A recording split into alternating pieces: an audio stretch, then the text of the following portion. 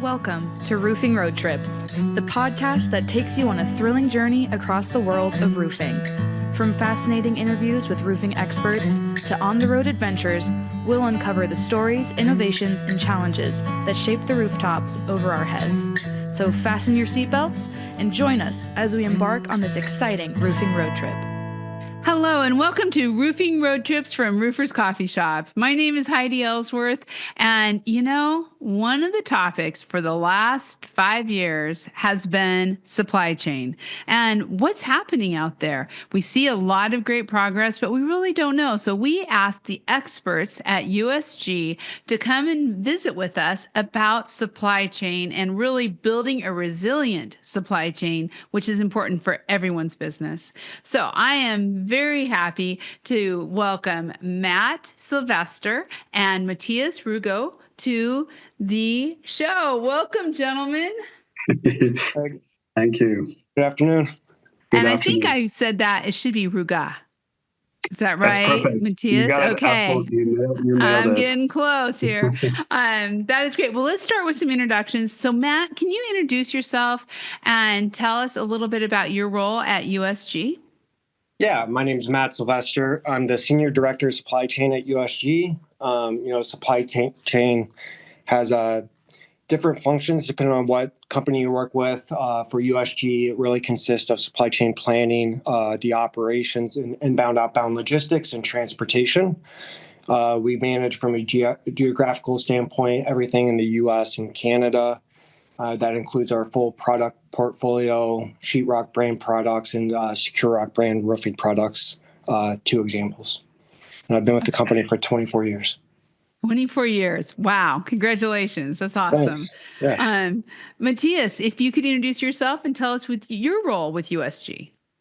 Absolutely. So first of all, thanks for the invitation. I'm very, very honored to be here, Heidi, and awesome. Nice to meet you. So my name is Matthias Ruegge, and we were going back and forth on the pronunciation. German name, originally from Germany, moved to the US in 2011. I'm the Senior Director of Procurement, responsible for procuring all our raw materials in North America that go into basically all our final products. So that includes our roofing products, but also sheetrock and so forth. We're also responsible for capital procurement, services, all the indirect side, and also energy. I joined USG 3 years ago, basically at the height of the supply chain disruptions. So that was an interesting start, and we talk about resiliency today. So that was really a start that was basically putting out fires on a day-to-day basis. So excited to talk about this today. Really, you came in, talked about coming into the battle as the battle was going. That was everything. And I think a lot of times contractors don't always, I realize they do realize it, but maybe even as consumers, we don't realize how much goes in. It's not just getting that product to us, but it's everything that goes into that product also. So I'm excited to talk about that. So Matt, let's start with you. Can you tell us a bit about supply chains? What are some of the components that people are less aware of, kind of like what we're talking about? How does that all work? Yeah, so I'll focus on manufacturing specifically. That's kind of my area of expertise. But I would just say overall, they have very long tentacles, right? So they're not contained within USG. We're dealing with our suppliers' suppliers. We're dealing with our customers, and at times our customers' customers. So it's very broad. I would say, when I look at USG, one of the critical supply chain decisions we've made is to be vertically integrated in some parts of our businesses. We control our rock supply, we control our paper supply. So those key raw materials where you need ownership, we've made those investments. On the manufacturing standpoint, I would say people are very aware of the outbound logistics quite a bit, especially contractors. Is the truck showing up on time? Are all the products available at the time I order? But it's really the inbound piece that takes the most amount of work, making sure that we have the raw materials in place at our plants to produce the products. If we miss a truck of raw material and we shut a plant down, it doesn't matter if we don't have a truck on the outbound side. So we manage, 80 different vehicle types. We do everything rail, barge, Lakers, trains. trucks. And the other thing we have is a nationwide footprint. So we don't have a nationwide manufacturing footprint for all of our products, but some of the products we do. And we're able to utilize that from a warehousing perspective to redistribute our inventories and put them in place, closer to the market so they're more readily available when the customer wants them. And the other thing that I think may be a blind spot for some people when they think about supply chain is how much time we spend on planning. Planning the supply chain is huge. We have monthly plans, weekly plans, daily plans, and this really helps us execute. And then when things go wrong, creating all those plans allows us to understand our constraints. We talk with sales on a regular basis, understand customer needs. So when issues arise, we're able to make quick decisions and work our way out of any hole we may be in, hopefully before it impacts our customers. Having a little bit of a crystal ball is really important, isn't it, Matt? I know. Sometimes that crystal ball can be pretty foggy. Yeah. Yeah. The other thing that, you always hear the bad things about supply chains. It can actually be a very rewarding career as well. If you like solving problems, you like being in the middle of the day-to-day, the hustle, it can be very rewarding as well. So yeah, it sounds fun. It's like a big puzzle, making sure that it all works together. Matthias, talk to us a little bit about, what Matt's saying, and that is sourcing it to make sure everything is getting manufactured. No, the plants are running. Everything is. Talk to us a little bit about that. Yeah. So we're basically moving upstream in our supply chain, really towards our suppliers. And the way you have to picture this is we have hundreds of suppliers with the raw materials and very different things from, recycled paper, from, minerals, metals, additives, chemical additives, and so forth. And all these supply chains look very, very different. And so we have very short and local supply chains for our minerals, especially. So these are like heavy, low-value products in many cases. Think of calcium carbonates or other, minerals that go into our products. And then you have like chemical additives, for example, that are globally sourced. And these suppliers in Asia or Europe are also sourcing globally. So much extended supply chains with a lot of potential breakpoints and also risks. And they're dealing with very different risks than, for example, a local small supplier that is close by. Yeah, so this is basically what you have to think of in terms of managing risks, and also how diverse the different parties and supply chains we are dealing with are. That helps. So what are some of the things, we know COVID, we're just going to put that out there. COVID was a disruptor, but it goes a lot deeper than that of why it was a disruptor. So Matt, what are some of the things that can disrupt that supply chain that maybe, us as consumers, contractors, we just aren't aware of some of those disruptions? Yeah, so there's a lot of things that can go wrong within supply chain. One of the things I, talk to my team about is really controlling the controllables. So no self-inflicted wounds, right? Working with our customers and understanding demand spikes that may be coming up. That's something within our control. Capital planning and downtimes. We spend millions and millions of dollars investing in our network of plants.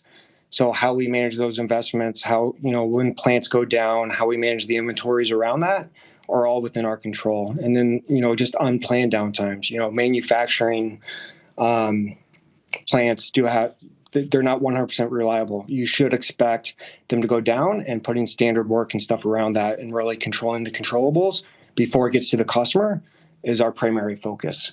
But then there's the other non-controllables, right? The COVIDs, the transportation, rail embargoes, high rivers, labor strikes, port strikes, and weather and hurricane season. So one of the things, you can't plan for a hurricane per se, but they're going to come. And they're going to come between August and November. And it's either going to hit on the Gulf Coast or the East Coast of the United States or the higher risk. So how do you mitigate that and bring in raw materials, make sure you have healthy inventories, across your network heading into those seasons, making sure that your capital plans have already been executed for the plants close to the ports are all key, and just managing disruptions that may come. There's a lot of disruptions. I mean, all those things you just mentioned, I'm like going, yeah, it's all the stuff we see in the news every night. Yeah. One of the things you didn't mention, and Matthias, I would love, we won't get into really the politics, but there's a lot that goes on too, that disruptions that can come from geopolitics or even from international. No, that's right. And also for those, I mean, you can't prepare 100%. So the way we typically try to think about this is 70% planning and the rest is just scrambling. Yeah. So, and this really starts early on when we look at our different raw material categories. We try to think of how critical is this raw material really for what we're doing? How critical is it for the performance of our product? And then how many options are out there? Can we easily switch? How critical are the suppliers that we're working with? How long does it take you to qualify a new supplier, for example? So based on that and really doing that planning work helps us to kind of identify the critical points in our supply chain and also the suppliers that are extremely important that we want to plan around, and we want to have deep relationships and partnerships to make sure that some of those risks are mitigated. I mean, talking about global implications, we're talking about tariffs, we're talking about potential political instability in certain countries, export limitations, and so forth.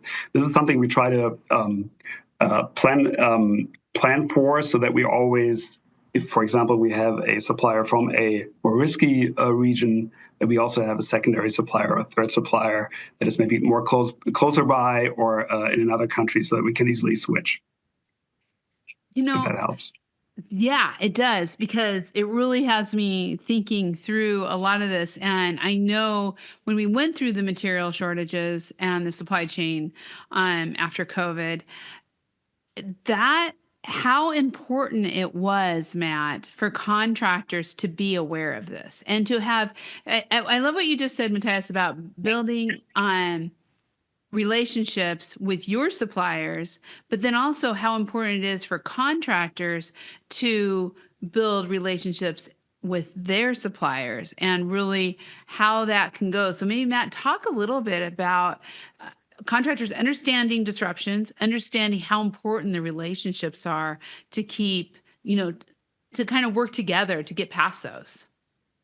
Yeah. So one of the processes we have in place to help get contractor and customer feedback is our sales and operations planning process. So every month we'll sit down, in a meeting with Tiffany and Derek, who's our director of sales for our roofing products, and really understand, what their customers are wanting in terms of demand, SKU mix, geographical location. So we can run that through our operating models and put that inventory in place for when they want it. So that communication that comes from the customers directly gets passed on to supply chain, so we're able to execute. So I would say that's key. Another thing, when you're doing planning, we're not going to be able to correct all the issues. There are going to be times when things go wrong. But companies that really focus on planning and resiliency shouldn't be blindsided. So hopefully we can give you as much of a heads up as possible if we think we are going to have a delay. So that communication does work both ways. So you can better plan labor, crane times, whatever's impacting the job site. Put that through. Yeah, that makes. What are kind of taking that next step? So as contractors are understanding their suppliers, understanding what they're doing, what are some of the practices that you all have put into place to make the supply chain more resilient? Because I think it's important that contractors actually understand what does help that, and that they can ask those questions as they're making decisions on who they're going to work with. Yeah. So, I just touched on the sales and operations planning. So that is a key one. But then we also do daily production planning. We do daily transportation planning. Some products have to be railed, 3 weeks in advance to get to the market so they can be shipped. So there is a long lead time in terms of just distributing product to the market. And then, good inventory planning. Having healthy inventories is key, especially when you look at our roofing demand. It's highly cyclical. So you see a peak in the summertime, it trails off in the winter. But that's not the same in every geography, right? Florida is much different than the Northeast. So understanding all of those trends allows us to position our inventories better. So if you have jobs that may be outside of those trends or a unique product that you don't buy that much, that information would be extremely helpful when we're thinking about how we're managing our operations and positioning our inventory. Yeah, and what about the, moving away? I know before COVID, we very much were becoming a just in time with kind of manufacturing planning, but now we're moving away from that a little bit. It seems like there's a little bit of a balancing going on there. Matthias or Matt, who I think the balancing is actually an important word or an important concept, because obviously you can mitigate not all risk, but you can mitigate a lot of risk by throwing a lot of money at it. Yeah. But at the same time, we also want to be cost competitive, right? So with everything we do, we always have to manage the trade-off between cost and supply resiliency. Yeah? So for example, if you split up your volumes, and I'm talking from a supplier perspective, you split up your volumes so may get less discounts, right? I mean, so you always have to balance these, and you have multiple of these trade-offs that you have to keep in mind. So really, for those critical items on the sourcing side that I just mentioned earlier, it's really important to have long-term partnerships. So really investing into those long-term partnerships, having commitments, volume commitments, long-term, actually going even beyond that and jointly develop new products, joint innovation, close integration on an R&D side. So those are things that really help you develop relationships that when you're being punched in the face by an emergency, help you to really get out of this and mitigate and manage the situation appropriately. Yeah. And Matt, kind of to that point, when we're looking at getting it to the contractors, and you mentioned this before, but I kind of want to hit on it again, is, that network of warehouses, of manufacturing, and of having enough inventory so it's not just in time in case anything happens. Talk to us a little bit about that, because that seems like that's a lot of planning. So it is a lot of planning. The reason you do it is, one, to have inventory in place for when the customer places the order, but you also understand all your constraints. How many rails can a warehouse receive in a week? So how long is it going to take to build up the inventory? So when are the plants going to have to produce the product? So that's all balancing. And we've got 46 plants, I think 176 production lines that we're balancing the entire network of US and Canada. So it's really understanding all the constraints and building a plan in place so you can produce the right raw material, have the right raw materials, produce the right finished good, and place them appropriately for when the customer does place the order. Please. One of the things we hit on just lightly at the very beginning, but I think is well worth coming back to, because when I think about, and Matthias, I'm coming back to you because I think about some of the chemicals that weren't available after the freezes in Texas a couple of years ago. And that really was the polyiso world, I believe, where that was hit. But natural disasters, from snow and freezes that shut down plants to earthquakes to everything. And we're not talking just in the U.S., Canada. We're talking internationally, that you're having to juggle to make sure that all of those natural disasters, you're working around them. Talk a little bit about that and dealing with managing that. So again, I think, as I said earlier, I think it's all about the preparation, sometimes years in advance, to make sure that for those critical raw materials that we really deem important to our product's performance, that we have backup plans so that we can switch. And that requires us to work with our suppliers, but also with our own formulators, with our R&D departments. But when the situation hits, when it actually happens, so you try to be ready, it hits, and then you're able to either move to another supplier. If you can't, sometimes that's not that easy. It doesn't work immediately. So what that requires really in those situations is close collaboration internally with our supply chain colleagues, with manufacturing, with our R&D colleagues, to really make sure that we find an immediate response. And that requires sometimes some scrambling, but it just making sure that we have open communication channels internally. Everybody knows what needs to be done and who does what in order to make sure that we have products for our customers available. So there's not a single solution to it, but again, the 30% scrambling, you can also prepare for that by having emergency forums and platforms that you use. But it's really about open communication, collaboration, and having a sense of urgency. And when you're looking forward and into the future of everything, I know one of the things is also innovation, right? Innovation that maybe it's time to change some and use more common materials, or having to switch. How as you're looking at things right now and you're looking years in the future, and that these chemicals are not going to be mined, maybe there's some problems, different things. How do you go about that innovation with you getting back with Matt working? And I mean, obviously you're all your scientists and everything.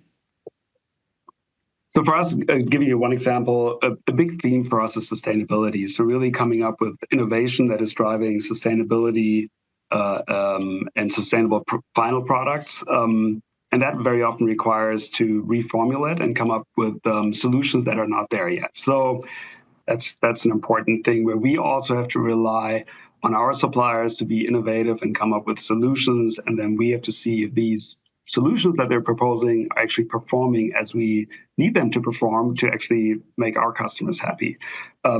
So there's a lot of collaboration. Again, collaboration is a word that I can probably use 100 times today, between our teams, between our suppliers, our CSC, our manufacturing teams, and Matt's supply chain teams, to make sure that we keep the performance, or even, ideally enhance the performance of our products with sustainability in mind. So we want to reduce our CO2 emissions, but also have red list chemical-free products. So those are important objectives where we need our suppliers to also contribute.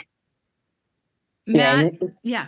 Oh, I was going to say, when we think about agility and resiliency, our innovation team plays a huge role in that. They're able to reformulate quickly. Sometimes they have formulations already on the shelves. Maybe they're a little bit higher cost, so we're not using them, but that gives us an option to trade into. So we're not running our plant out of materials. It just may be a different formulation change, or maybe a different supplier. So that really helps us a lot when you have specific issues, like say around latex or something like that. Right. And I like how you're both saying, sometimes just the requirements of the industry or of the market, especially around sustainability or energy, those things are changing. So Matt, how, I'd really love you to share with the contractors out there what they can do to be that great partner to really help giving those insights, not just real quick for what's happening on jobs and stuff, but also what they're seeing from trends from the architects. I know you have a whole division on that, but how is some of that handled, and what can people do? Yeah. So one, timely and clear communication, right? So if they see things that could be innovative, or, if they're having issues, I'd bring those up with your sales reps, let them bring that back to our CIC so they can see if there's something we can do to help navigate any pains that they're feeling in the marketplace and on the job sites. But then also, if you got large jobs coming up, even if you understand that you need X amount of trucks over a certain time period, getting that into our hands sooner allows us to prepare for it better. And then we can manage the job and track it with our sales group. So if, delays change or it gets bumped out a month or two, it's already in our planning process. It's already on our schedule to produce. It's already in our schedule to redistribute and ship to the customer. So I would just say timely, clear communication in terms of what you want and need, and that's going to help us service you the best. And I know over the last couple of years, the contractors who have worked closely with their manufacturers, who've worked closely with you, Matt, and your team, and Matthias, they are the ones who actually came out of a lot of the supply chain issues ahead. And they were able to deliver to their building owners and to their customers, or at least have that clear, concise communication because they knew. Matthias is saying how important it is for you to have that deep, great relationship with your vendors and suppliers is the exact same thing for the contractors. So talk to us a little bit about contractors taking the time to build those relationships so that when these things do happen, you can work together as partners. I can tell you, and it's not necessarily when we're not talking about an immediate emergency where you have an immediate supply risk, but I think what I would encourage, what we are expecting from our suppliers also, what really makes the difference is to not only talk about the immediate product that they're using from us and think about, hey, what do you not like, or what can be improved, but really talk more generally and think more generally about the pain points that they're facing on a job site. So what keeps them up at night? What is something that they really need to be addressed somehow? And maybe they don't even necessarily think about us as a solution provider or someone who can actually solve for that problem. But maybe if we think outside the box, we find a totally different way of coming up with an innovative product that addresses their solution. Yeah, and I think we have some good examples also in other business units and also on the roofing side. But this is what we are expecting from our suppliers, really having joint innovation sessions where we are talking about pain points and then coming up with creative solutions. Not all of them are valid at the end, but these this open innovation or this open, pain point sharing and discussing these pain points really leads to sometimes very unexpected outcomes. And so I think that's the long-term view, but the short-term view is always open communication. If something, if you have an emergency, just reach out immediately, say what you need and what the issues are so that we can address. So one of the things, Matt, that you said early on, and I just want to kind of end on that, is how enjoyable your job is. I love hearing that. That is just like so fun. So really, as you are solving the puzzles of the supply chains and the resiliency of supply chains, I guess my final thing is some final thoughts to the contractors out there about this kind of unseen part of the business that is just like so critical to their success. Basically, your thoughts to the contractors on really understanding the supply chain that really is, they don't see a whole lot of. They don't get to see that part of the business, and what a great job you all do. Yeah. So sometimes I take that as a compliment, right? Sometimes when we get no feedback, that's a compliment that things are going right. Hopefully we're getting the negative feedback if things go wrong, so we can put corrective actions in place. But I would just say it's also important when you see things done well, or you see something that you like that was done, provide that feedback too, because that's going to help us, in terms of continuous improvement, training with our employees, et cetera. It's really going to go a long way, and it might be something that we can replicate and scale across the network as well, whether it's for a certain contractor or a certain segment of our business. I love it. Great advice. I can tell you, Heidi, on the sourcing side, procurement side, we're a bit detached from the contractor, so we're a bit further upstream. But if you're working in a customer-centric organization and you learn about a win and you've contributed to the win, even though you're further upstream and you have helped something materialize or help to get to a great outcome, that's the most motivating thing, and that really excites the teams. And I think also within USG, that customer centricity and that orientation towards the end customer who really uses our products and helping them win is super rewarding. Okay. I love this podcast. This is something we don't get to do very often, to really dive in and talk about this and how important it is to the industry. So I wanted to say thank you to both of you. I have learned a lot, so informational, and thank you for keeping the wheels rolling. Thank you for making everything happen in the industry. All right. Thank you. Absolute pleasure. Thank you, Heidi. It was great to meet you. Thank you. Great to meet both of you. I look forward to talking again in the future. And for everybody out there listening, please check out the USG directory. See who your sales reps are, get that relationship, and get the information back, because you can obviously hear from this podcast that there is a lot of contractor-driven innovation going on at USG, and it's exactly where you need to be. So check it out and get all that information. Also, please be sure to check out all of our podcasts under the Read, Listen, Watch navigation. Be sure to subscribe and set your notifications so you don't miss a single episode. We'll be seeing you next time on Roofing Road Trips. If you've enjoyed the ride, don't forget to hit that subscribe button and join us on every roofing adventure.